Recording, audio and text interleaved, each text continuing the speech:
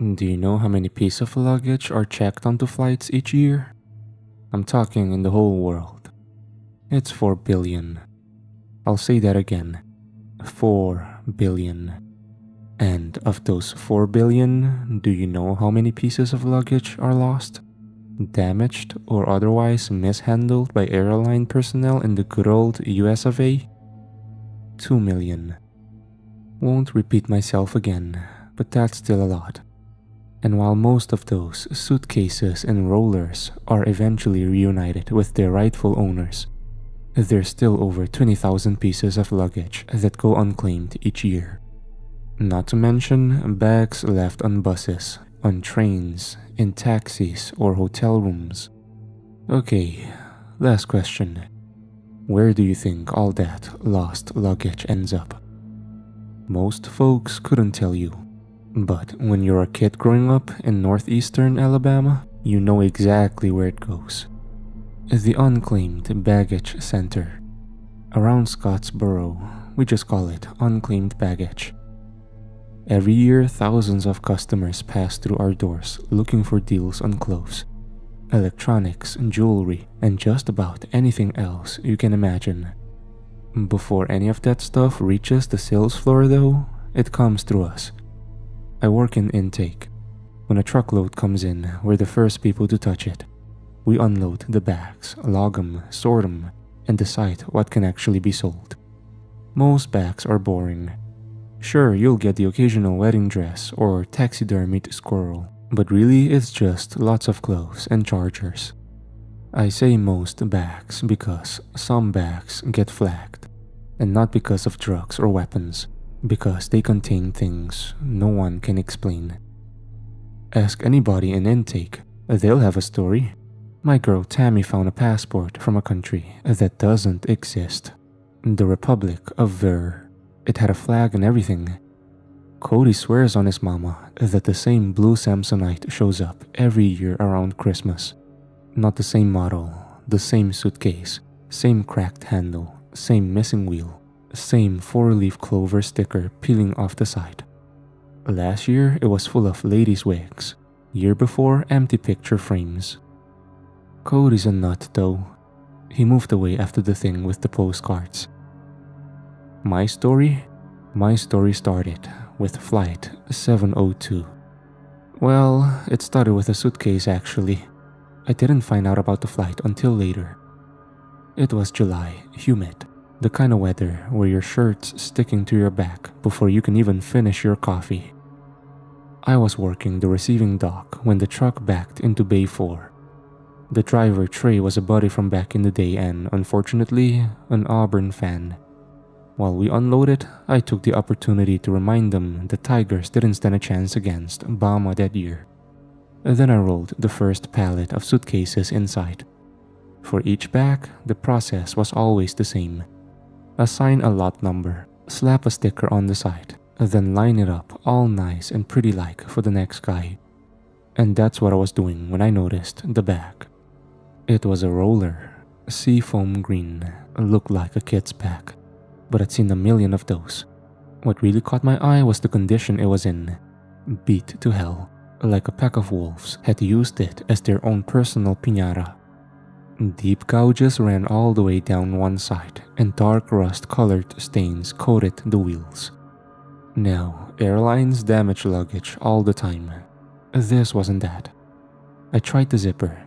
It was crusted shut, so I grabbed the cutters from my workstation, busted a new seam, and pried the back open. At first, it looked like standard issue kids' fare. Books, pajamas, a stuffed unicorn, and a camera. A cheap-looking unicorn-themed digital camera to be exact. I found the power button and turned it on. You may think I was being nosy, and that's fair.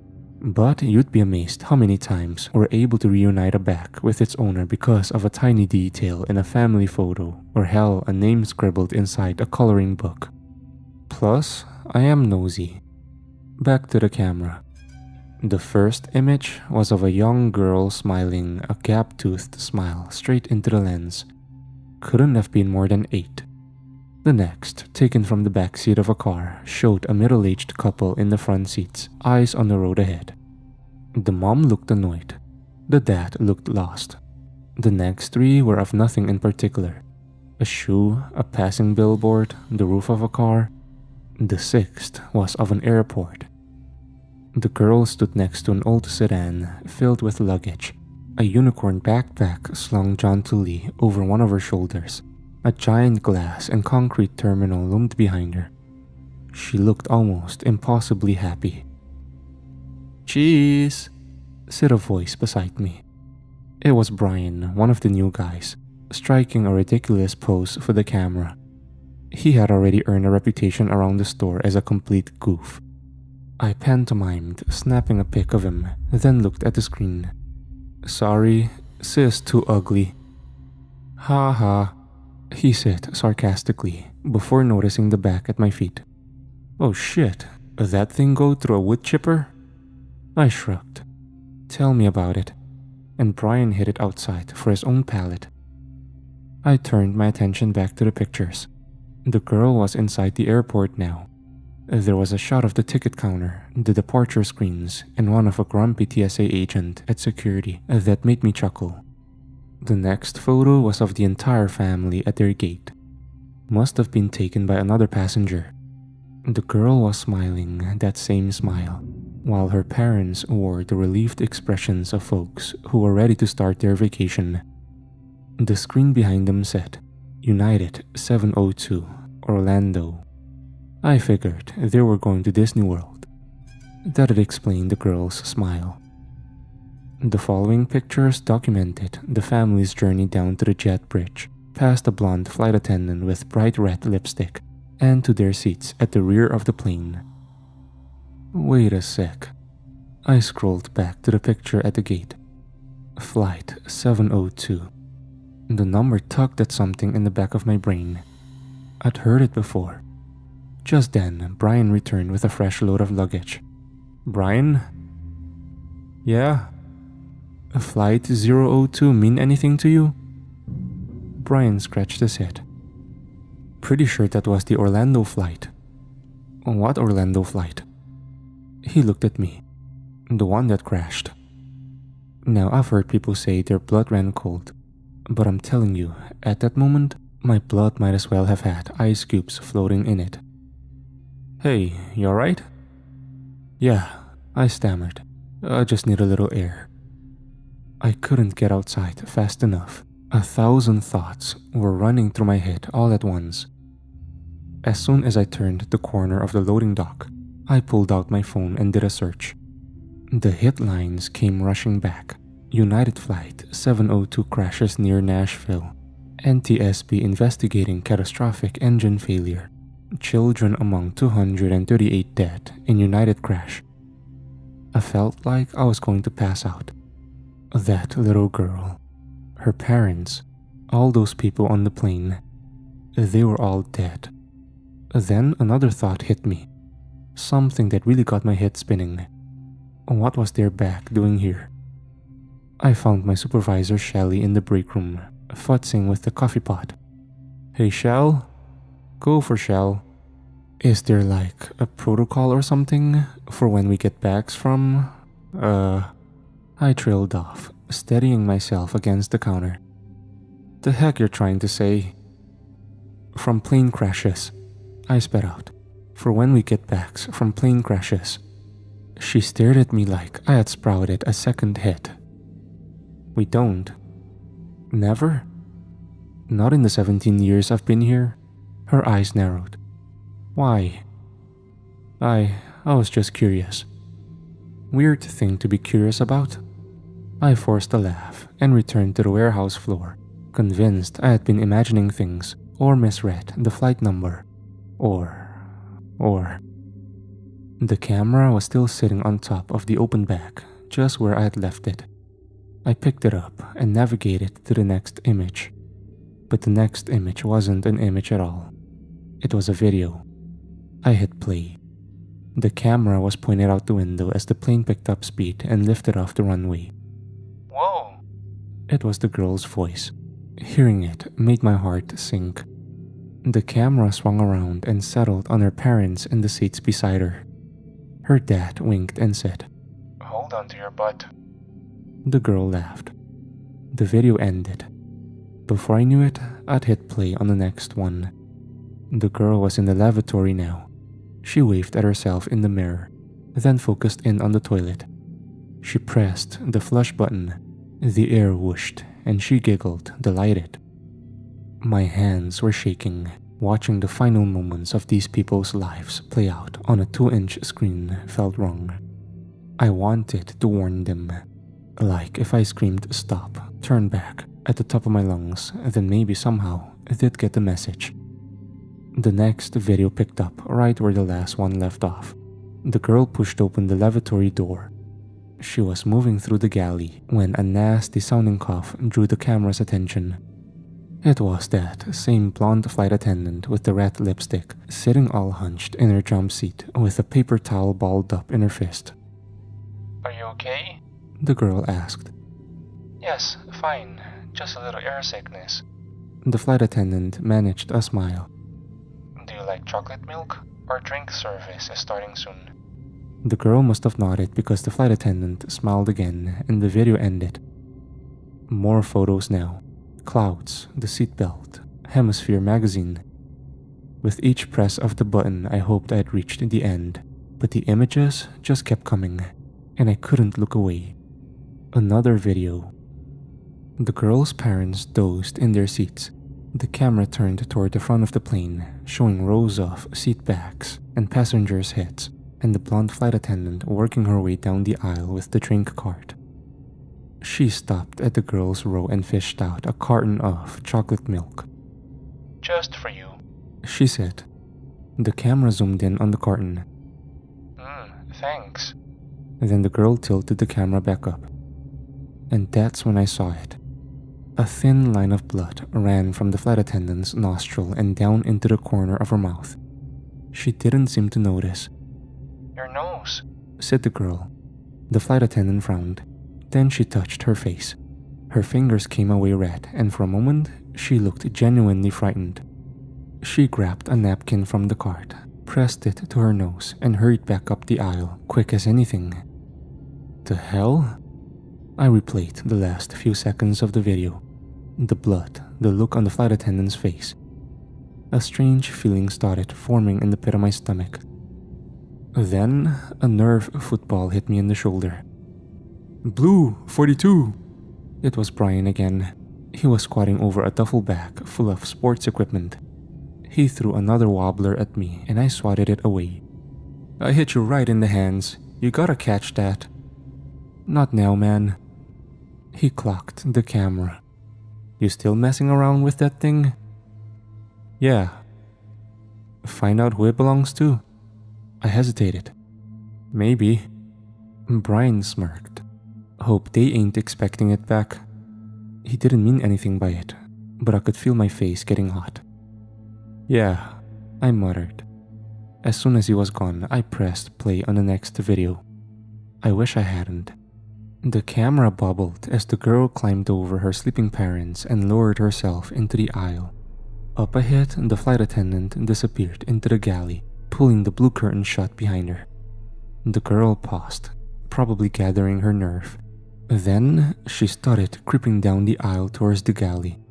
All around her, the other passengers were sitting snug in their seats, eyes glued to their screens. The weird thing was, the flight attendant's feet were still visible beneath the curtain. They hadn't moved. The girl took another step, then another. Bong! The camera jumped. Then the captain's voice on the intercom. Folks, if you look out the left side of the aircraft, you'll be able to see the Cumberland River winding through downtown Nashville. Our girl just kept moving forward. She was only 10 steps from the curtain, lens trained on the flight attendant's feet. A passenger stood to get something from the overhead bin, and the girl had to squeeze sideways to pass. When she refocused, the feet were gone. 5 steps now. 3. The girl's thin hand reached out and pulled the curtain aside, ever so slowly. The area directly behind the curtain was empty, just the lavatory door and another curtain leading to business class. The camera peeked around the corner into the galley. The flight attendant's jump seat was empty. In fact, the entire galley was empty. The camera floated for a beat, like the girl was unsure of what to do. Then she must have seen something because she zoomed in on the floor of the galley. It was a pool of blood. Drip, drip, drip. The camera pulled back, searching for the source. The jump seat? No. The counter? No. With shared dread, I watched as the camera tilted up towards the ceiling. The flight attendant was up there, pressed against the hull of the plane like a spider. Her face turned away from the lens, and for a second, neither she or the girl moved. Then the flight attendant's head began to turn. Her eyes were black, completely black, and when those dark pits settled on the camera, I swear, she was looking at me. Blood pooled at the corners of her mouth. Drip. Things started happening really fast now. The picture whipped around and took off down the aisle, bouncing so violently I could barely make out the passengers jerking upright in their seats. Then a sound. Oh my god, that sound. It was like a cross between a woman's scream and metal being torn in half. The cabin lights flickered and bong. The captain's voice crackled over the intercom, speaking too fast for me to understand before dissolving into static. Then the whole cabin lurched to the left. The image rolled sideways, then snapped towards the ceiling. Oxygen masks dropped and dangled. Luggage rained into the aisle, and the flight attendant's pale form scuttled from the overhead compartments on all fours. Now everyone was screaming. The picture blurred, tumbled across the carpet, and came to rest just inches from the seafoam green roller bag. Then a window exploded, and the world turned white. The video ended, and I just stood there. All around me, the warehouse kept humming along like nothing had happened. Eventually, I left work, told Shelly I was getting a migraine. Truth was, it did feel like my head was gonna split open. I drove to Scooters in a daze. After my 5th beer, Carrie gave me a ride home and I fell asleep in front of the TV. The next morning, I was pretty sure I'd imagined the whole thing. Flight 702. The flight attendant. It felt impossible in the cold, hungover light of day. But I'd seen it. Hadn't I? That's when I decided I needed to show someone the camera. I got to work early. Most of yesterday's luggage was still in the warehouse. Any items of value would have been cleaned, priced, and set in the staging area, waiting for the floor staff to arrive. I scanned the shelves for the camera. It wasn't there. I checked the salvage bins. Nothing. I saw Shelly pulling into her spot and jogged over. "You look like shit," she said as she cut the engine. "Thanks," I deflected. "Hey, did you happen to see a little unicorn camera that came in yesterday?" "Yeah, what about it?" I let out a sigh of relief. "Where is it?" "Some lady from the airline came by yesterday looking for it." She brushed past me. I struggled to keep up, panic rising in my throat. "A lady? What lady?" "How should I know? Some blonde lady." "Tell me you didn't give it to her." Shelly stopped walking. "Why'd you care?"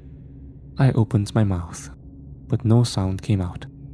Shelly stared at me. "What you expect me to do?" She said it was hers, and the poor thing sounded awful, so... Awful how? She couldn't stop coughing. Shelly started walking again, but I stayed rooted to my spot, unable to move. Weird thing was, she didn't care whether the camera worked. I looked up. Just wanted to know if anybody watched it. "What you tell her?" Shelly pulled open the warehouse door. "Brian said you'd been looking through it. So..." She shrugged. I told her, "You had."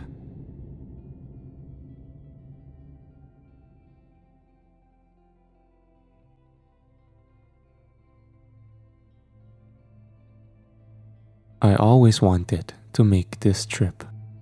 My whole life, Seattle has been my home, and I'd never ventured far before now. A coast-to-coast road trip with my husband and children had been a fantasy of mine since I first started dating the man decades ago. It slowly became clear over the years that, despite his promises, the trip would never be happening. At 50, I'm finally on the road. But I never wanted it to be like this. Not under these circumstances. I am alone. It's only happening because my son is dead. After the divorce, my children were in my mind old enough to choose where they wanted to live. John, my oldest, chose to stay with me. My daughter Bree went with my ex-husband. I tried my best to maintain a relationship with her, but she never seemed interested. God only knows what my ex was telling her about me. Growing up, John was my world. I seldom dated after leaving as father. I just never had the time, as I worked 2 or 3 jobs while raising him. It was worth it though. John knew about my dream trip. He brought it up several times along his journey to becoming a man. "You'll get your trip one day, Ma," he'd said, "even if I have to take you myself." His funeral was the worst day of my life. My ex-husband and daughter were there, and a piece of me hoped I would have at least some support from them. But it wasn't to be. The glare my ex gave me said everything, even though he didn't speak the words. "It's all your fault." I couldn't even bring myself to speak at the podium after that. My daughter gave a eulogy instead. Through sobs, she lamented her rocky relationship with John, and how much she regretted her role in them not being close. She even went as far as to tell everyone that he had been her inspiration to become a paramedic. John had never married, so I suppose it shouldn't have come as a surprise that he had appointed me the executor of his estate. It was then I learned he had listed me as the beneficiary of a $1 million life insurance policy. I didn't give a shit about the money, or really much of anything. I spent a whole lot of time watching videos of my son on my phone. Every time I pressed play, I wished the house fire hadn't destroyed the old tapes from when our family was together. I would have given anything to see those again. It was at this low point I knew it was time for that road trip. It started off normally enough. I made the usual tourist stops, as well as many off the beaten path discovered through years of research. It wasn't until the Midwest that the problems started. I won't name the state just in case. I had been driving long enough to not remember what time I had started that day. The sun had long since set when my low fuel warning pinged from the dashboard. The timing was perfect, as I could barely keep my eyes open. I pulled off at the first exit I saw that listed a gas station and slowly followed an empty road for miles towards a promised town, Johnstown. Seeing the name made my spine shiver, but a glance at the gas gauge decided the matter for me. After several uncomfortable miles, the lights of a gas station appeared along the main road into town. As I pulled up to the pump, I noticed the absence of a credit card reader. While I did not want to enter the small building before me as a woman alone at night, the .32 Tomcat pistol in my purse gave me enough nerve to go inside to buy fuel. Though outdated, the inside was surprisingly well maintained. I went straight up to the counter, where a young man in a camo hat stood, looking thoroughly uninterested.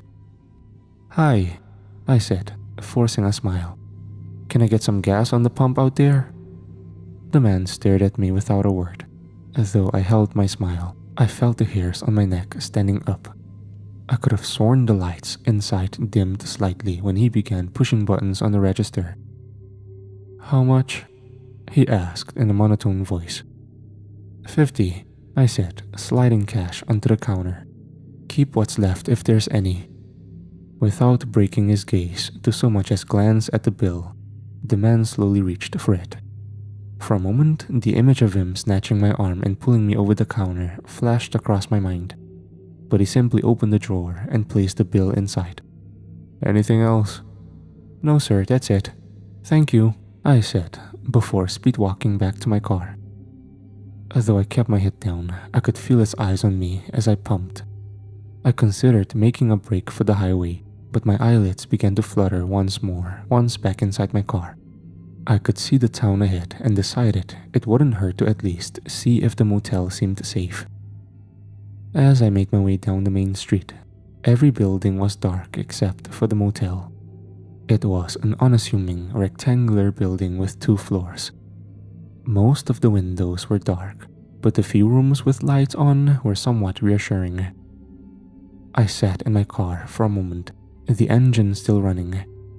Nothing seemed unusual as I scanned the parking lot. It seemed safe enough to walk inside. I grabbed my backpack, stepped out of my car and paused for a moment. I couldn't help but think of how much safer I would feel if John had been with me.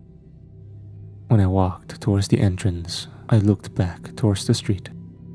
To my surprise, the closest building was lit. I guess I had been too tired to notice it before. The neon sign out front read, "True Video." A video rental store still open in 2026? Wow, guess the town's a little behind, I thought. The motel manager greeted me as I stepped inside the front entrance. To my immense relief, she seemed to be a perfectly normal lady, roughly my own age.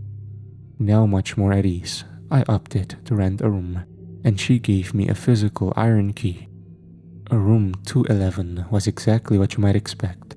Old, small, with decor not updated since 1970. What paint that was visible in spots above the dreadful floral wallpaper was a weathered yellow. A queen bed sat against the back wall, facing a dresser with a TV on it. I set my backpack on the bed before turning back towards the TV. It had been years since I had seen an old tube television, and right next to it, an honest-to-God VCR. My mind went straight to 1999 when John was little. Once a week, I would take him to Blockbuster, and we would choose a film for a family movie night. I thought back to the True Video across the street. The nostalgia was too enticing. I made my way out into the cool night air. The hum of the neon sign soon broke the silence of the empty streets as I approached True Video. A bell on the door dinged as I stepped inside, but nobody approached the empty counter. I paid little attention, instead focusing on finding the family movie section. After a brief search, I held in my hands a copy of my son's favorite childhood film, All Dogs Go to Heaven. I stared at the tape as I stood at the counter, lost in my memories. "Anything else for you tonight, ma'am?" came a familiar voice. My eyes snapped upward to see the same young man from the gas station smiling at me from behind the counter. I felt a chill race throughout my body. I couldn't respond. While the young man's clothes and demeanor were entirely different, it was definitely him. This time, however, I noticed a small circular scar on the side of his neck, as well as a name tag, Michael. My silence seemingly didn't affect the man, as he held his warm smile for several silent seconds. I regained control of my body and shook my head vigorously. "Alright then," he beamed. "Your total is $5.37. Quickly and with a shaking hand, I pulled a 5 and a 1 from my purse and dropped it on the counter, ignoring his outstretched hand. The man simply scooped the bills off the counter as if I hadn't been so rude, and handed me my change. "Thank you for your business, ma'am," Michael said cheerfully. "Have a wonderful evening." I hurriedly left without a word, tape in hand. I didn't stop until I was safely locked back inside my room. Now wide awake, it probably took half an hour to calm down, but eventually I reasoned with myself that the men must be brothers or maybe even cousins. It made sense with the limited employment options in a town this small. That had to be it. While still on edge, I was finally relaxed enough to push the tape into the VCR and settle myself in the bed. Of course, I was crying within the first 5 minutes of the film. It was like being brought back in time without my son there waiting for me. I cried harder as I thought of his heart attack. He wasn't even 30 yet. The coroner said it had been quick, but John had still died alone in the dark. An hour into the film, I had run out of tears. In a way, the brutal experience had made me feel closer to my baby boy. It had been worth it. I closed my eyes, ready to drift off as the movie played in the background, when I heard it. Static. I guess that's why we got away from tapes, I thought. But before I could even open my eyes, I heard my ex-husband's voice from the TV speakers. "He's beautiful. Good job, Grace." I'd know that moment anywhere. Sure enough, when my eyes snapped to the TV, there was the home video my husband had taken when John was born. The image of me holding our son in my hospital bed came into focus. Every fuzzy pixel matched the old tapes I'd lost in the fire. As I watched myself beam on the screen, the video again cut to static. After a moment came a video shot on the day we first brought John home. My ex gave a tour of the house on camera, proudly showing off the nursery we had built and decorated together. The screen cut again. My cheeks were soaked in tears. I was entirely transfixed. It hadn't even entered my mind how impossible this was. John's first Christmas. My dearly departed parents beamed as John happily beat the hellfire out of the toy they had gifted him. I saw the pride and joy on my own face. The video ended just as I remembered it, with John shitting himself loudly in his high chair. My parents' laughter was broken by another wall of static. John's first birthday played next. Then his first words. Well, we recorded those later in the day when he did it a second time. A video I had taken of him racing through the house in his father's cowboy boots came next. Then, the day his sister Brianna was born. 3-year-old John grinned ear to ear as he held his little sister. The scene played out just as I remembered. But there was one difference, and that difference became a recurring theme.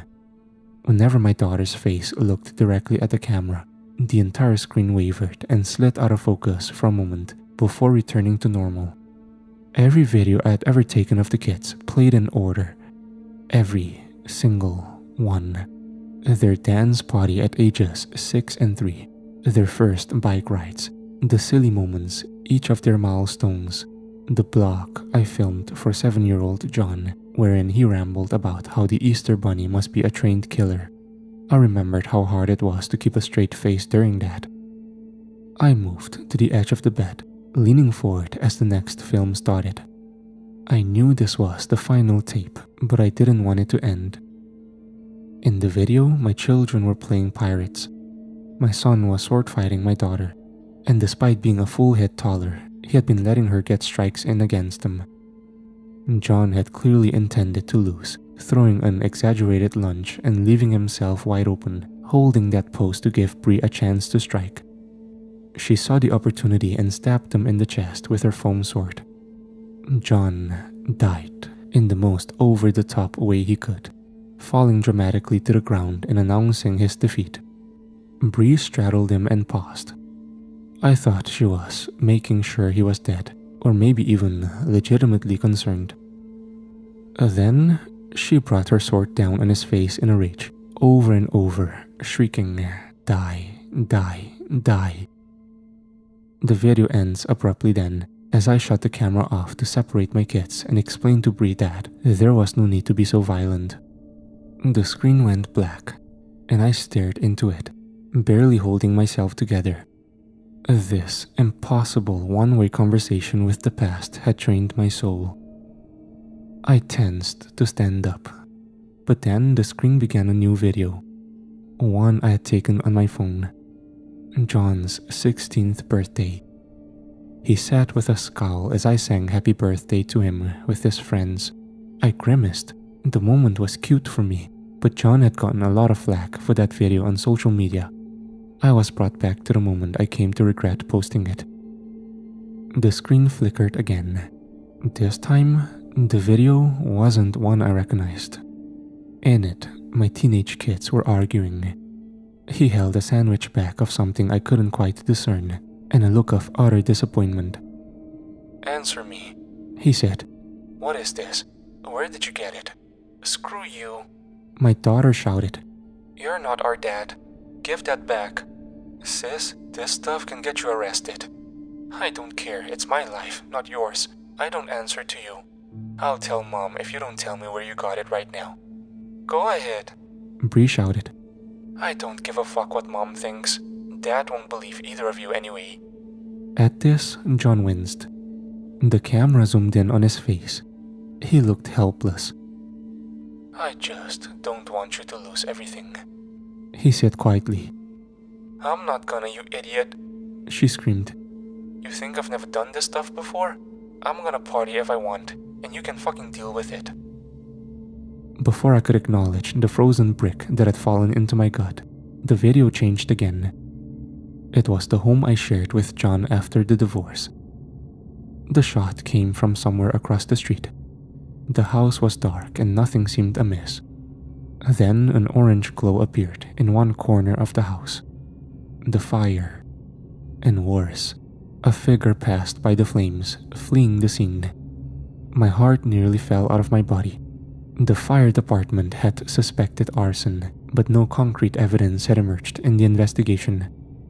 At the time, my ex-husband and I had been in legal battles to increase my visitation with my daughter. Once John had told me about the drugs, I tried to get more involved in her life. My ex fought me every step of the way. The police immediately questioned him, but told me his alibi had been rock solid. I was numb, but I didn't have time to dwell on the revelation, as the next video began. John's high school graduation walk.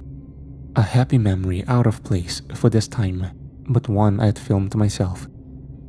His father had chosen not to attend, but his sister had. Then, the final video appeared before me. John sported the same new haircut as he had the year he died. My two kids were sipping vodka at John's kitchen table. Things had been strained between them for at least a decade, but my daughter had grown up quite a lot after she moved away from my ex and his influence. It was nice to see them getting along. The two were playing a card game, with the loser having to take a sip from their glass every round. My daughter pounded down the last drops and excused herself to refill her glass. The camera followed her to the counter. With her back to John, she filled her glass from a water bottle. The frame stopped with a smirk on her face as she did so. I assumed she was proud of cheating in their contest.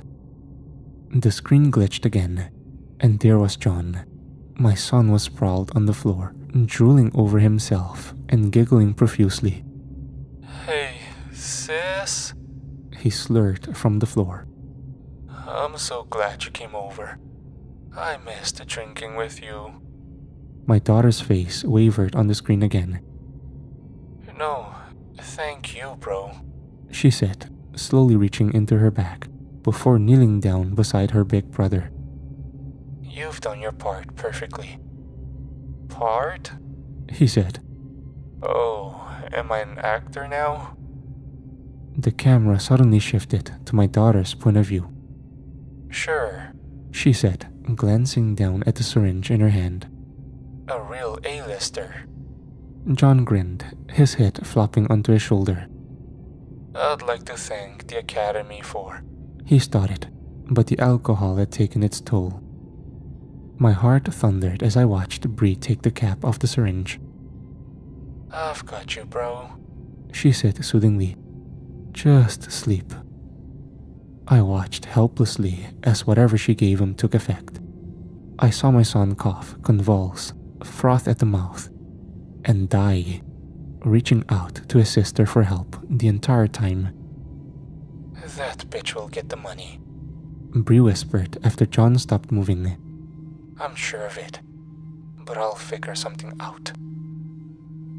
The screen abruptly went black, The VCR ejected the tape. Tears flowed freely as I came to terms with the horrors I'd just seen. I sobbed in the darkness of my hotel room for several minutes. I snatched the tape from the VCR and sprinted out of the room. As I reached the bottom of the stairs, my eyes shot across the street to True Video. The storefront was entirely dark. I didn't care if they were closed. I would be getting my answers.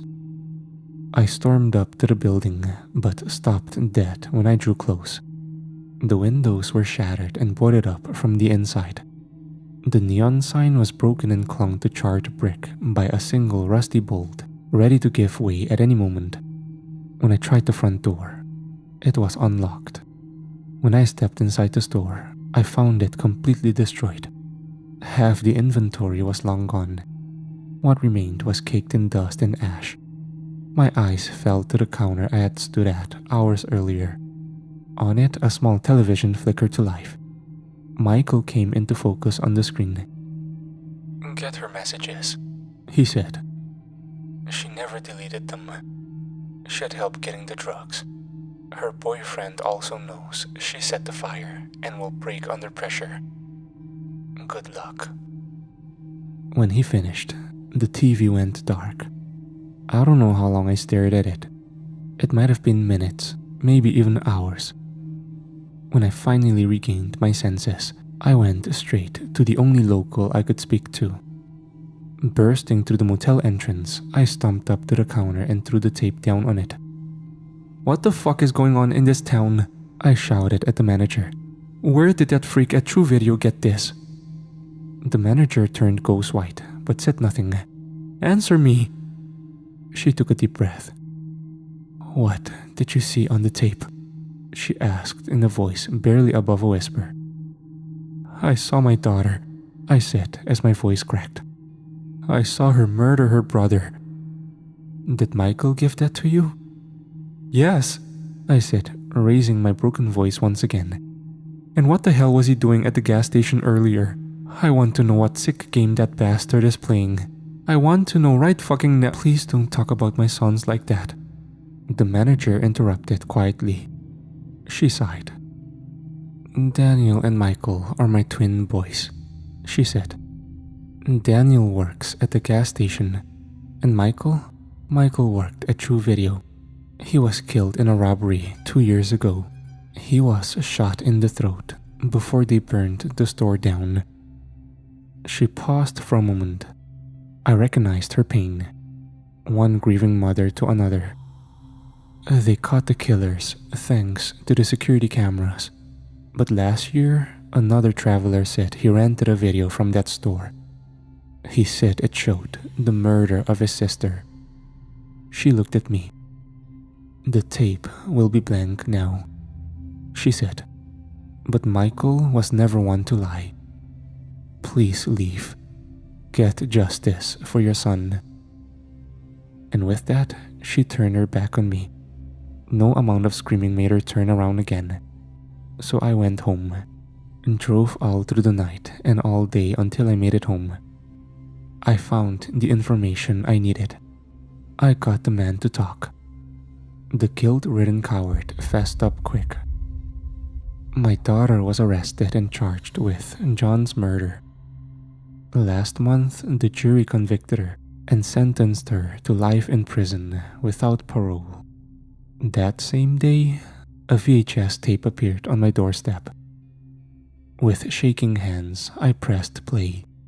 My son appeared on the screen. He said nothing, but he didn't have to.